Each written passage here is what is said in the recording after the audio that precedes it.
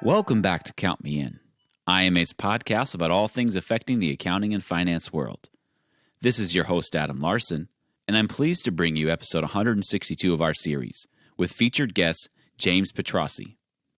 James is the founder of PTNL and a researcher on human connection. He joined my co-host Mitch to talk about individual perspective, well-being, and employees feeling fulfilled. Burnout has been at the forefront of everyone's mind following the demands of global work environment. So James has set out to help leaders develop organizational consciousness and recreate wellness for individual purpose. Keep listening to hear more about these strategies as we head over to the conversation now.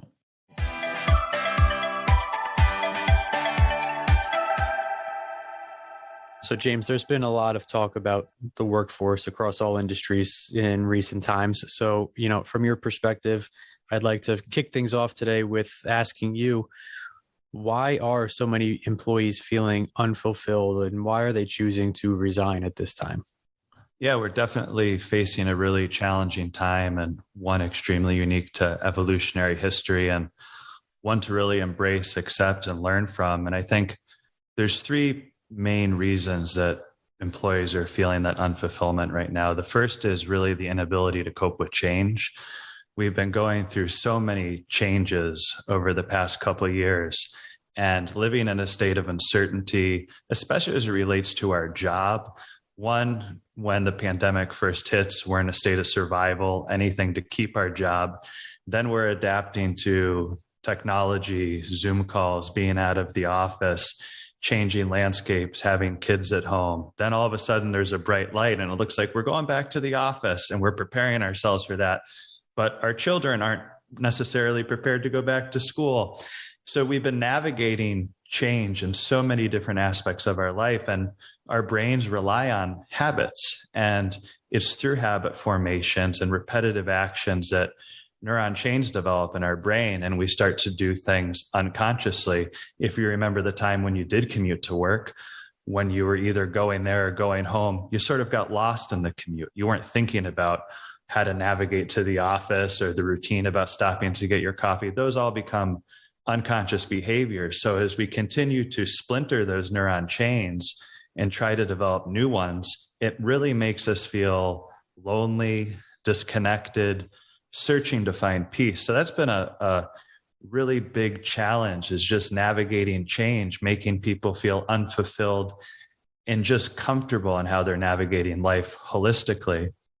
I think another one is, especially with the millennial generation and all generations, but specifically millennials and the emerging centennials in the workplace, we were coming out of the experience economy, really at the pinnacle of the experience economy. And inside the experience economy are concerts, activations, all of these Instagram moments that we can share with friends. And all of a sudden, we became so used to just experiencing so many things on a moment-to-moment basis. And now we're with ourselves, we're with our thoughts. We have to contend with our emotions, and our unconscious mind is not going to like this. And it's going to tell us, you deserve to have all these things. Like, you deserve to have life the way it was. I think it was Helen Keller said something to the effect of, like, character can't be developed in ease and quiet. It's through suffering that the soul gets strengthened, that we learn, we grow, and we develop. So, we can't get back time. We can only embrace the present moment, and helping employees connect with the present moment and the reality we face on a moment-to-moment, day-to-day basis helps us cope with change and also feel like there's no getting back what we had. We can't quit our job and earn time back. We can only address what's currently happening. And then some of the onus of why employees are feeling unfulfilled at work is really on the employers themselves. Clearly identifying the purpose that you're creating in people's life.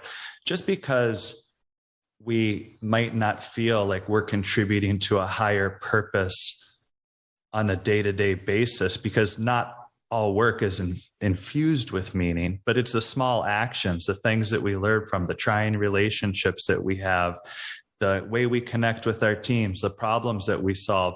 all of these small moments in the workplace help us connect to a higher purpose. And if an organization can share the purpose through their vision, their values, and making sure they're showing their employees how we help serve humanity, because every business that's out there is serving humanity, whether they're providing pleasure, whether they're providing food, whether they're providing connection. We're all in the business of serving humanity, and employees need to know that and make sure that an organization is living up to some type of core values. I think definitely where that connection gets lost between employers and employees is core values are sort of on the placard somewhere in the office. But how do we now activate those core values? And those values bring virtue into people's lives and help them feel like they're connected to a purpose bigger than themselves. So that purpose is really about creating a unified shared experience that truly builds a culture around an organization and one employees can really, glam onto and enjoy.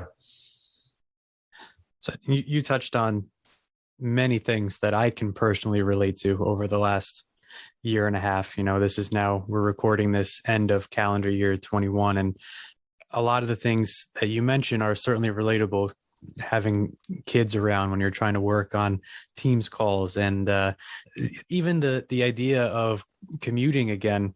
I think it's interesting because I know, at least I had a bit of a longer commute. It was almost an opportunity at the end of the day to kind of stop your mind from working and transition to home on your way. And, nowadays it's a bit of a challenge because there isn't really that time to break. It's just one thing to the next. You're living in it at all times. I'm sure that's just one of the many. So I'm curious, you mentioned a lot of reasons for unfulfillment, but I think, employees certainly still have an opportunity to feel fulfilled, and organizations have an opportunity to really hone in on those core values. And I think a lot of businesses, if they didn't adapt right away, they certainly have by now. So what are some of the ongoing challenges, even if they are fulfilled, that you think employees might be facing? And, do you have any, recommendations for overcoming these challenges? Yeah, definitely. I think one of them is the loss of relationships in the workplace. You brought up the commute and all the moments that were ritualized inside of there, achieving peace of mind. Now let's go to the workplace. And in the workplace, we had all of these rich, opportunistic moments to connect on a daily basis with a large group of individuals. Even it's just a smile and a nod in the morning. Did you catch the game last night? The moments before a meeting when there's a little bit of levity and laughter, the moments after the meeting when you can sort of huddle with individual team members, congratulate them, talk about next steps. We had all of these micro moments, and those micro moments have truly become lost. Even the larger moments, like a cup of coffee, having lunch together, something that can't be replicated through a Zoom call. We're highly social creatures. We really rely on that entanglement of our energy to feel each other, to connect with each other, to relate with one another. So I think for employers right now, it's not about a Zoom happy hour. It's not about getting a bunch of people together on something they're already fatigued on and staring at a screen, but really helping connect people again, learning about each other's lifestyle interests, their families, even sharing stories of things they've learned about during the pandemic, finding ways to connect on a truly emotional level. And if you think about the life cycle of a relationship, the first stage is initiating. You talk about the weather and the sports, then you're experimenting, likes, interests, movies, sports teams, then intensifying. This is when you start to get an exchange of values. Then finally you become integrating and you're seeing the purpose each other brings to you on a personal level and a business level. And finally you enter the bonding stage. And where retention happens for employees is when they bond with one another because they like to stay because of the relationships they have. Right now, we're circumventing, initiating, experimenting, intensifying, and bonding, and we're just task oriented. We're just focused on the meeting right in front of us, turn it off, on to the next meeting. So those human connections are going to be extremely important for the future of the workplace, and reinstilling them, getting back to them, and finding tools and mechanisms where we can connect people with one another again.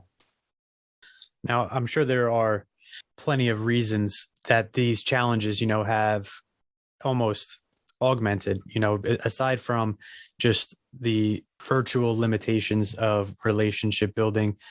I think we talked about it briefly at the very start. There are other more or less habits that we have developed throughout this pandemic. And it seems like technology is in front of us 24/7, whether it's work or not. So from your experience and everything we're talking about here, as far as relationships go, what impact does technology and social media have on an individual's, day to day, their overall mental health? Yeah, well, first we have to express extreme gratitude for having the technology that we do, because imagine if this was to happen in the 90s, we wouldn't be able to connect with each other. We were still in the world of long distance telephone calls. So it's amazing that we can pick up a phone and see someone's face, but we've become so reliant on it that we're not necessarily using it as a tool, but we're choosing to use it as a reality. And we're getting deeper and deeper into that reality. And when we use technology, when we use social media, it divides our consciousness. It takes us out of the present moment. We can be having discussions with somebody, and at the same token, I'm looking at my screen and I'm seeing comments from another project I'm working on. I'm getting alerts on my phone. So our productivity starts to diminish because our consciousness is splintered in so many ways. There's been countless studies that multitasking is a myth done by Harvard University, and the list goes on of great institutions that have studied multitasking, yet we still believe that we can accomplish all of this at once. So one thing that we just have to make sure is, as we move into the future, that we use these as a tool. Prior to COVID, I was probably on in my business career 1 or 2 Zoom calls, and it was because we were meeting a new team from a recent acquisition or a global team for the first time, and we would never get the chance to actually see them in person. But all of our presentations were just done over the phone. We didn't have to stare at a grid of spaces, feeling like I'm on Hollywood Squares. Everyone's like face staring at you. I know that's an old reference to Hollywood Squares, but it becomes really challenging for us to deal with that, especially for those that are visual learners, auditory learners, or kinesthetic learners. It's putting us in overload.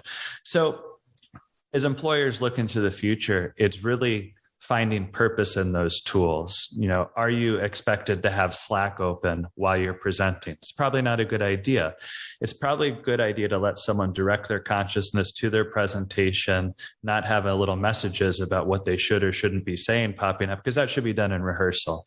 If you're meeting someone for the first time, it's great to see their face. We've just met. It's nice to put a face to the name, but in the future, is it required? Probably not. We can just have a conversation. Sometimes it's a lot easier just to be in our own headspace and have our consciousness focused on the topic at hand, what we're communicating to each other. So we just have to use technology correctly. And we need to learn from our experience in COVID of what's worked and what's not worked, and not just become super reliant on it because we know it's splintering our consciousness and dividing our attention, which is that decrease in productivity.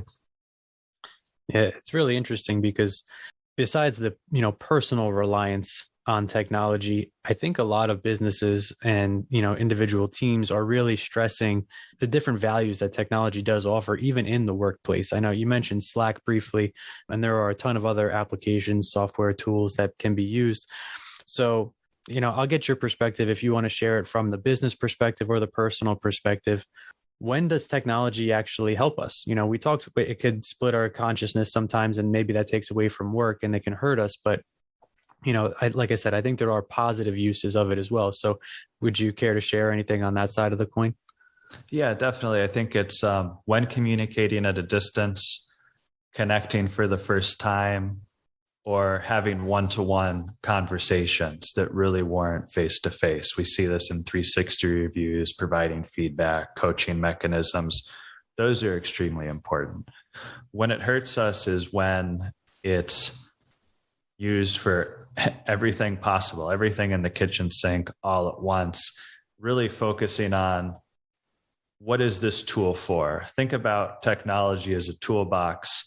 Define the purpose and the role for each of those tools that you have in relation to your workforce needs. Extremely important.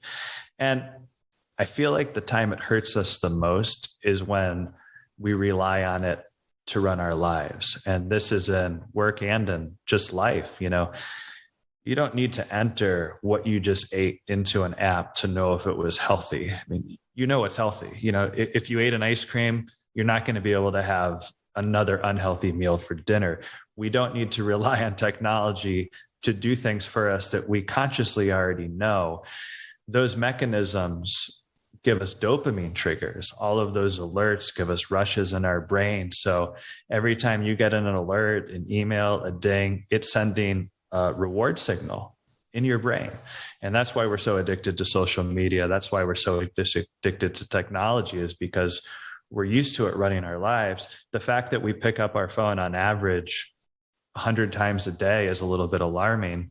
And that the majority of us are on social media 3.5 hours a day is pretty alarming. I mean, those are very alarming statistics. That's more addictive than cigarettes. That's more time on social media than people spent smoking in the heyday. So it's something we're in denial about. It's something we have to be conscious of. And it's something we really need to work hard and create discipline around on how we use these tools effectively and with purpose in order to feel good about ourselves and create more well-being in our lives and be able to appreciate the present moments that we're in, whether it's working with colleagues on a pitch or a presentation or a new client, or whether we're just connecting with friends and family. I love the analogy you shared with the toolbox, because that's what it is. It's an asset, it's something of value, but it has an individual purpose, more or less. There are very rarely tools that you can accomplish every job around the house or something like that with. So I think that's a great way to look at technology as well. We don't need our phone for every single thing that we do. We have to take a step back and really look at the human elements of things, right? And I think that's, an excellent point, and really, paints a good picture for how these tools should be used. So we talked a little bit about how to kind of get around these challenges, and we want to limit the amount that we use technology for and such. I'm just curious if you have any other solutions and really any other thoughts that you would like to share as far as how can individuals find purpose? How can organizations better communicate these purposes? Kind of just the whole conversation we've had so far. Can you bring it together and share any last minute thoughts with us? Yeah, definitely. Organizationally, think of an organization of one connected consciousness. You have a hive of minds working together to achieve a vision, all with a unique mission.